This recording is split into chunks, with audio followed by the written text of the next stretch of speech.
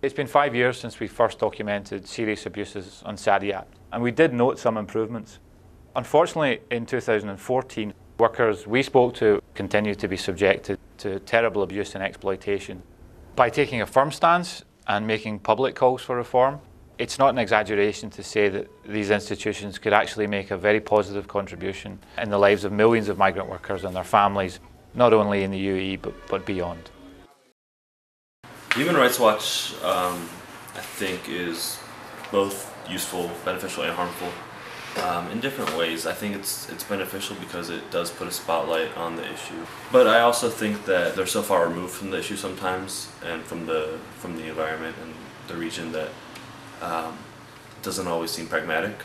But overall, I think it's good that these reports are done. I think the work is great, and I think an additional focus and pressure on the issue is what will lead to, improvements in the future. When I went to New York for J-term, so when I would talk about, oh, I'm from NYU Abu Dhabi, the only thing that they would know is labor issues. Oh yeah, there's lots of controversy there. Oh yeah, blah, blah, blah. And I don't want the UAE to neglect these issues.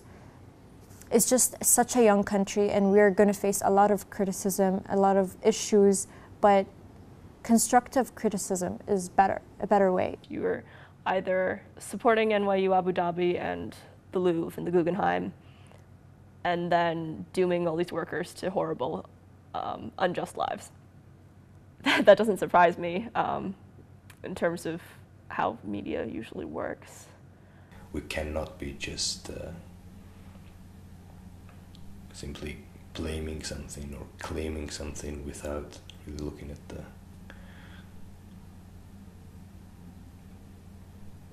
at it in the micro context, in the macro context, in the global context. It's a conversation that needs to be academic by definition and by virtue of our being a university.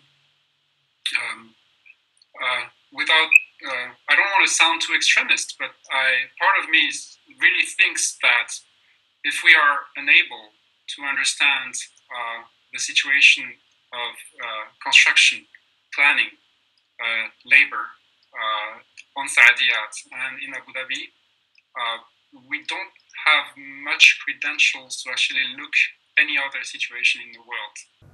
I think it's really important for students and for any sort of expatriate coming in who wants to initiate relationships with migrant workers and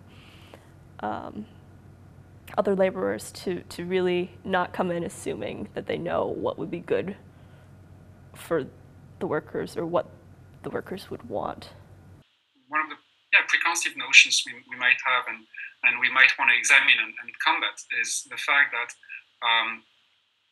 it's when we think of NYU in terms of a civilizing mission, right?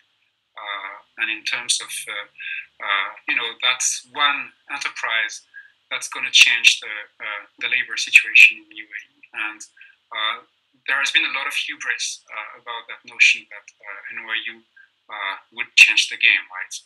That it would be a game changer for the region at large. I would encourage people to think about the issues not in the very kind of superficial level, and consider whole other dimensions of the problem, and reflect critically about the past, like about the historical foundations, and also about the intentions towards the future. And I think that will provide a larger picture of labor issues overall in the Middle East, in the Emirates, and also for NYU Abu Dhabi.